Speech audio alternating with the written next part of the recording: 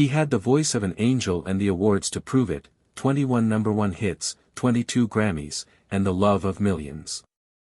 But in the year 2000, Vince Gill made a personal decision that triggered a public firestorm.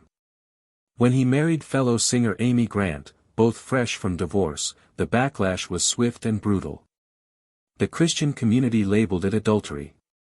Protesters appeared at his concerts. Radio stations blacklisted his songs. What was once adoration turned into outrage. And now, at 67, Vince Gill is quietly facing something even more devastating, a string of health battles that threaten the very gift that made him a legend. This is no longer just a story of fame. It's a story of faith, forgiveness, and a man fighting to hold on to everything he once had. Vince Gill grew up in a home where courtroom justice met front porch music.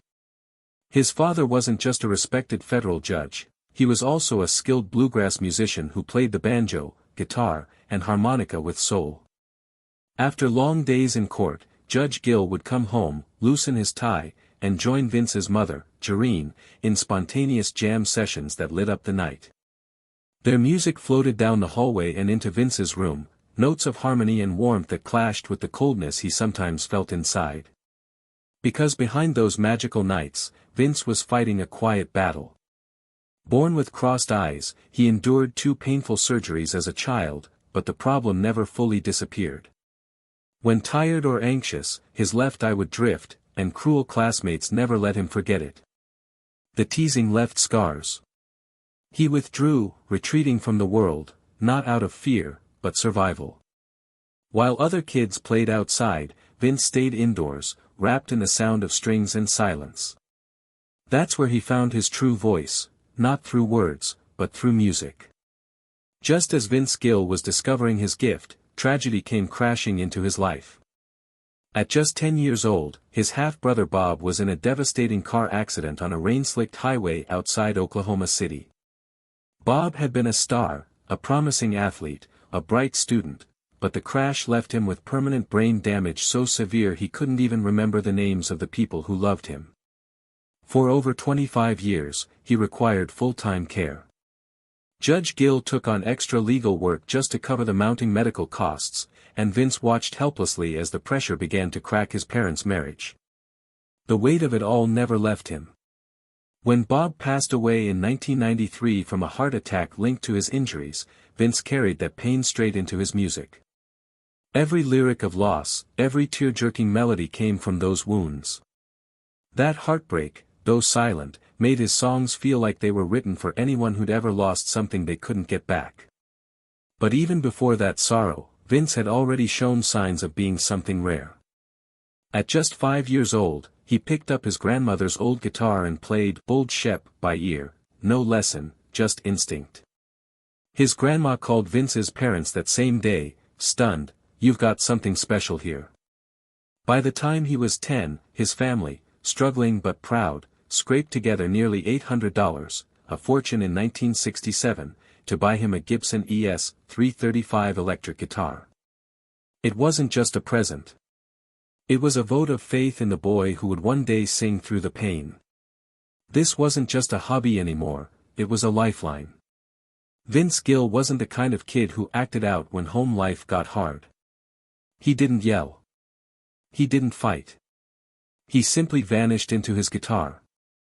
Day after day, for 6 to 8 hours at a time, he sat alone in the basement, pouring every unspoken emotion into the strings. The walls of that home didn't echo with arguments, they echoed with aching melodies. Even his music teacher admitted, there was something in Vince's playing that felt ancient, sorrowful, haunting, and far beyond his years. By the time high school rolled around, he'd formed a bluegrass band called Mountain Smoke. And on March 4, 1976, something surreal happened, they were asked to open for Kiss. Yes, the fire-breathing, makeup-wearing rock gods of chaos. The venue was the Oklahoma City Fairgrounds, and the crowd was thirsty for pyrotechnics, not banjos and fiddles. What they got instead was a group of kids in flannel. The reaction was brutal. Booing. Jeers. Beer cups hurled through the air. Someone even launched a shoe.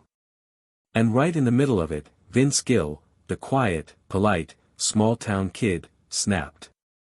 But what he did next shocked everyone. It was embarrassing and unforgettable when he snubbed the crowd, mooned them, and stormed off stage.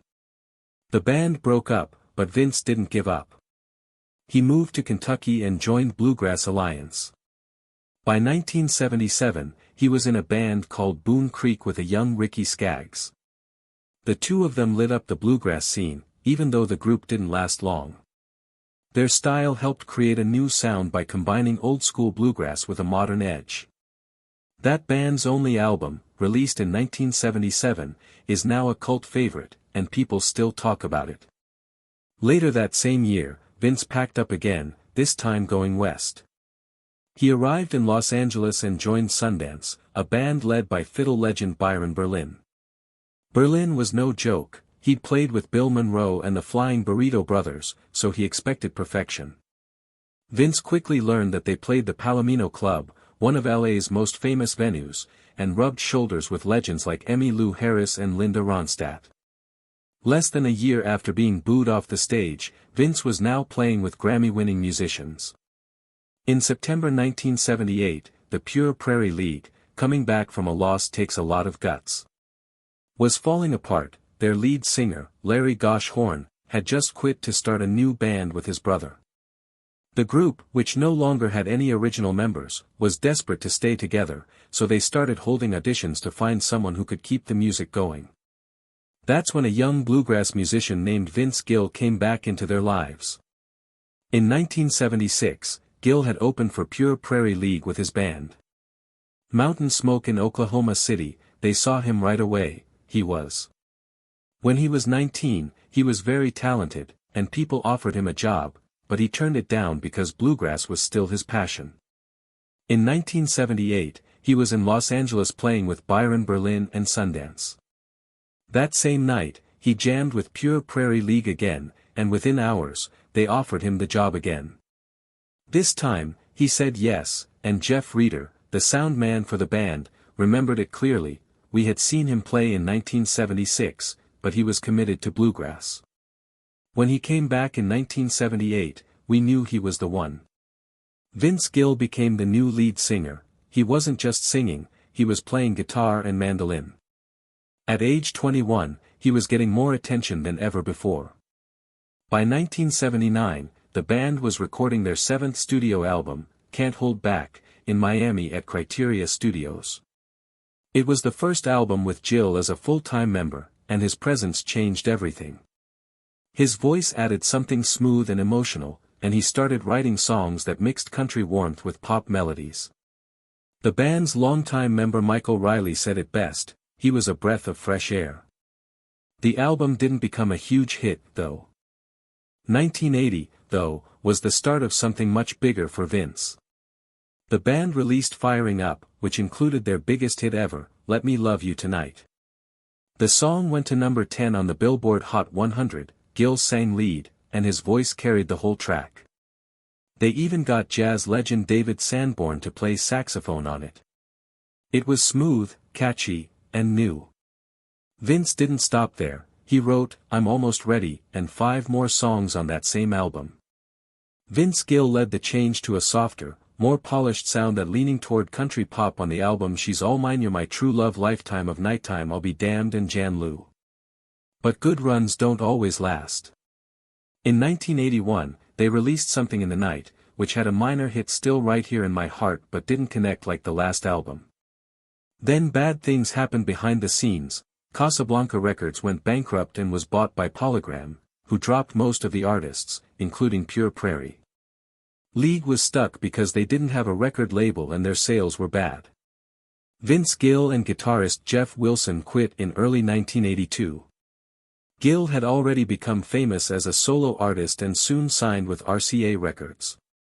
Pure Prairie League replaced Wilson with Gary Burr, but the magic was gone and the momentum was lost. Vince's time with the band was over, but his solo journey was just beginning.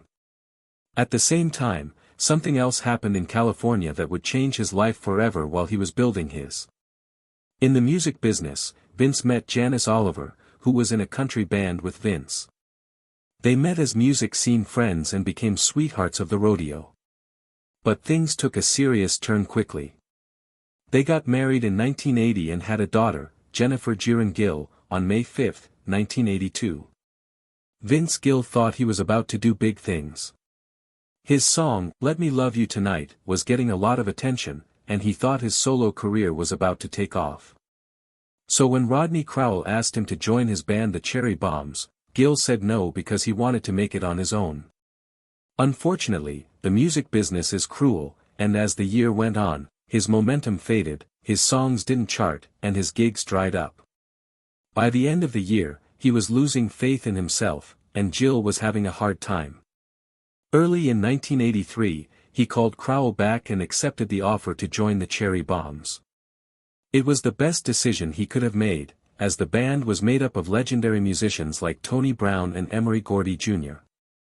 Gill played close to 200 shows a year, which was exhausting but educational. He got better at playing the guitar, became more confident on stage, and made connections that would help him for the rest of his life. He learned how to make it in the business without chasing fame, but by playing the long game. That same year, Vince made a big move. He left his life in Los Angeles and moved to Nashville with his wife Janice and their young daughter Jennifer. It wasn't glamorous, and money was tight, but Vince. During that tour in 1983, he played guitar for Rosanne Cash, who was married to Crowell at the time. Cash's band was tight, polished, and demanding, and Vince had to grow up quickly on stage and at home. Balancing fatherhood with late-night rehearsals and uncertain paychecks wasn't easy, but those months in Nashville made him tougher, sharper, and more focused. At the same time, Tony Brown, his old bandmate from the Cherry Bombs, was also rising through the ranks in Nashville. By 1984, Brown had become head of A&R at RCA Records. Vince wasn't forgotten by Brown. He thought Gill had something special, so he started working hard behind the scenes to get Vince's demos played by RCA's Joe Galante. His hard work paid off, and in early 1984 Gill signed a solo deal with RCA. It wasn't just about talent, it was about trust, and Brown knew Gill could deliver, so he put himself out there to prove it. Vince didn't waste the chance. His first solo release, a 6-song EP called Turn Me Loose, came out in February 1984, and 3 of the songs made it into the top 40. Victim of Life's Circumstances reached number 34 wasn't a huge hit, but it got people's attention. Gill spent a lot of time recording with top session musicians in Nashville's Woodland Studios. He didn't want filler tracks, he wanted every second to count. His hard work paid off. The EP showed that Gill wasn't just another hopeful voice in country music, he was a serious artist ready for bigger stages. That same year, things got even better when Gill was named the Academy of Country Music's top new male vocalist on April 10, 1984. It was his first major award, and for a moment it looked like everything was finally coming together. Vince Gill's next album, The Things That Matter, came out in 1985. It was good, but it didn't make it. From 1984 to 1988, none of his singles made it into the top 10. He kept working and getting better, but the spotlight stayed just out of reach. The ACM award was a reminder that he had the voice, the talent, and the industry watching. By 1989, Vince Gill was 32 years old and dangerously close to being forgotten. His records hadn't taken off, and RCA didn't know what to do with him. But Tony Brown wasn't done yet, he was working at MCA Records. Brown made another risky pitch and convinced the label to sign Gill. Most labels were interested in younger acts, but Brown thought Gill's best work was still to come. He gave him a new sound, better songs, and a team that understood him. Signing with MCA wasn't just a new contract, it was a second chance, and it paid off quickly. In October 1989, Gill released When I Call Your Name, an album that was unlike anything else on the radio. It mixed country, pop rock, and even bluegrass. It didn't follow trends, it made its own songs like Oklahoma Swing with Reba McEntire had a more traditional sound, while Never Know Lonely had a softer, more emotional sound. The title track, however, was the real standout. Gill's voice cut through like glass, leaving a lasting impression.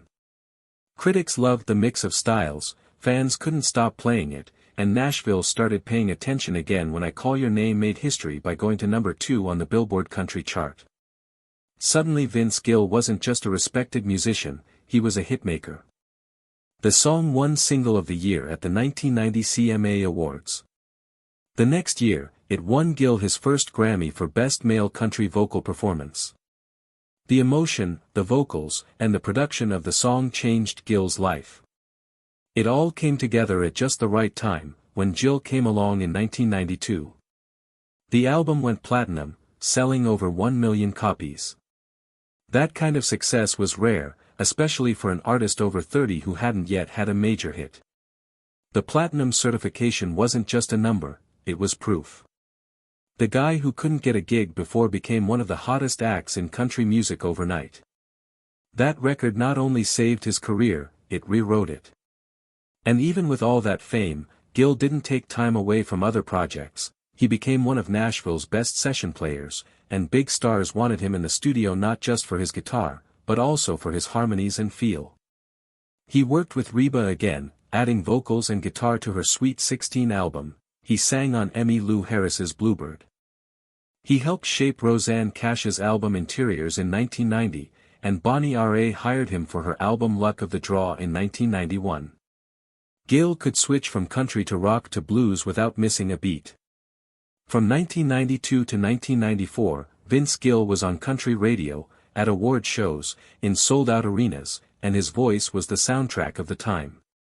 In those 2 years, he had 4 straight number 1 hits, starting with I Still Believe in You in 1992 and ending with One More Last Chance in 1993. Each song, I Still Believe in You, hit the top of the Billboard Hot Country charts because Gill had found the perfect mix of old-school country heart and new-school polish. I Still Believe in You didn't just top the charts, it stayed there for 20 weeks, making it a country music classic. This was a big move for Gill. It was the moment he went from being a respected artist to an unstoppable star. By the end of the decade, things started to change. In 1998, he released The Key, an album that sounded different because it was different. It was about the end of his 17-year marriage to Janice Oliver, and every song was filled with raw honesty. Songs like The Key to Life and Kindly Keep It Country took away the polish and showed a man dealing with heartbreak and change. The album got great reviews, critics called it his boldest work yet. It didn't sell as well as his earlier records, but that wasn't necessary. The Key wasn't just another hit, it was the end of his biggest chapter and the beginning of something more personal. But Gill's personal life wasn't just affecting his music, it was making it. In 2000, he married Amy Grant, who was known as the Queen of Christian Pop. By that time, Grant had sold over 30 million albums and won 6 Grammys. Fans of both stars were shocked because Gill had just finished his divorce in 1998 and Grant had divorced her husband Gary Chapman in 1999. The timing of the wedding raised eyebrows because Gill and Grant had met in 1993 while they were both married to other people, and rumors of chemistry had been going around ever since. When they finally went public as a couple, it sent shock waves through the country and Christian music scenes for some fans. It wasn't just rumors, many of Grant's fans took it personally.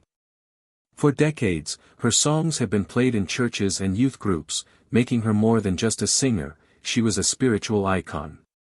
When news of her divorce and remarriage spread, many of her Christian fans turned against her. Some radio stations even stopped playing her music, and others said they felt like they were mourning for her soul. The backlash showed how fragile the pedestal can be when a religious figure dares to be human. Vince Gill was supposed to perform at the Kauffman Center in Kansas City. Outside the venue, there was a group of protesters from the Westboro Baptist Church holding signs that said, "God hates adultery and Vince Gill took another man's wife." They weren't just picketing, they were attacking his marriage to Grant years after the fact. Most celebrities would have ignored them, but Gill didn't. He walked right up to them and asked them directly, "What are you doing with another woman? Man's wife, don't you know that divorce plus remarriage equals adultery?" Gill didn't flinch. "You guys don't have any of that," he replied. The whole thing was caught on video and went viral almost right away. Fans praised his bravery and others praised how he dealt with hate with honesty and grace. In 2020, Vince Gill took his wife Amy Grant to the cardiologist for a routine visit, but strangely, both of them were sent for more tests. That's when Gill came in. Discovered he had a rare heart condition called PAPVR, partial anomalous pulmonary venous return. Less than 1% of people have it, and many never know they have it. In his case, some veins in his lungs were sending oxygen-rich blood to the wrong side of the heart, making it work harder for decades without him realizing it. This could have caused sudden heart failure, but he'd managed to stay alive. A few weeks later, life threw another punch, and both Gill and Amy needed open heart surgeries back to back. Amy went in first. In the middle of the pandemic, hospitals weren't letting visitors in, so instead of being there for each other, they were both recovering alone. Gill later said those days were some of the loneliest of his life, but that brief moment when he was allowed to see Amy, he said it felt like a weight had been lifted. Together, they got through a year of pain, surgeries, and silence. Then tragedy struck again in 2022 when Amy lost control of her bicycle near a golf course in Nashville and crashed. She was knocked out for 10 minutes before help arrived.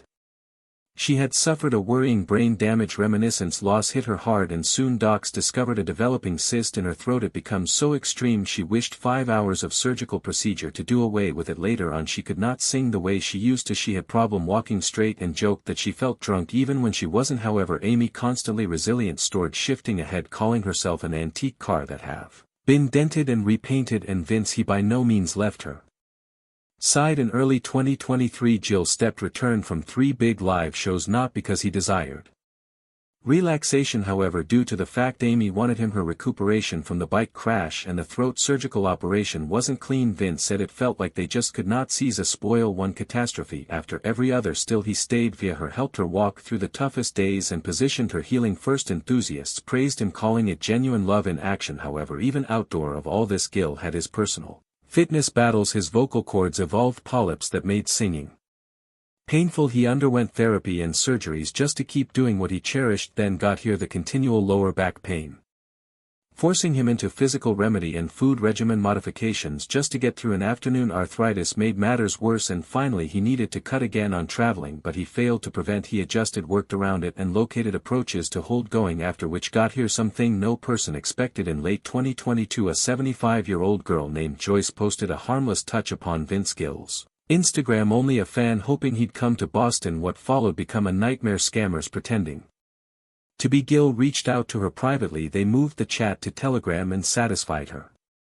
They were in love over almost a year. Joyce dispatched them her lifestyle's financial savings, nearly $450,000. They advised her Gill was going through a divorce, that Amy had frozen his belongings, and that he needed money to repay an attack accusation. Each time she hesitated, they pushed harder. She even believed they had been married and deliberate to move to be with him. Joyce's daughter tried to prevent it, so did social people. However, the scammers had tricked her absolutely. Her thoughts, already struggling with age and reminiscence problems, could not see the reality. By the point the reality got here out, the money was gone and Joyce became left damaged financially and emotionally. Vince Gill's crew sooner or later stepped in. They launched a public warning saying that if all people claimed to be Vince Gill online, they sincerely were not. His debts have been run by experts. He would in no way message fans privately, but with the aid of then the harm changed into already finished. Joyce's case wasn't the best one, it becomes simply one of the maximum heartbreaking in might also 2025.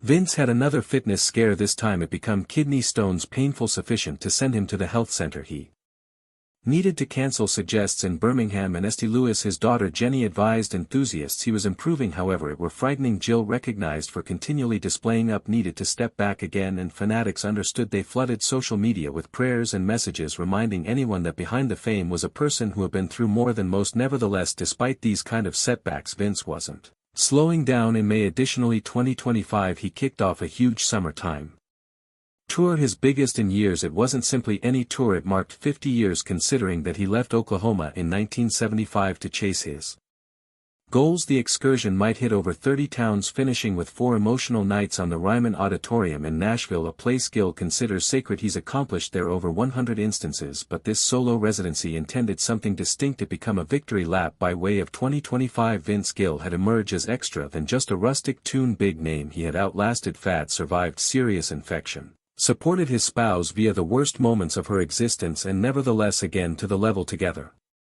With his heart huge open, his shows were packed and his voice repaired and preserved, changed into nevertheless as soulful as ever. And he didn't come by myself for this tour. Gill assembled an 8-piece band filled with Nashville's first-class: Jim Moose Brown on keys, Wendy Mawton with vocals that might shake the partitions, Tom Bukovac on guitar, and a complete lineup of legends who had played with the most important names inside the business. Those were not simply background gamers, they had been circle of relatives. The chemistry on stage turned into actual. They joked, traded solos, and lifted each other up, similar to Gill had lifted everybody around him over the past few years.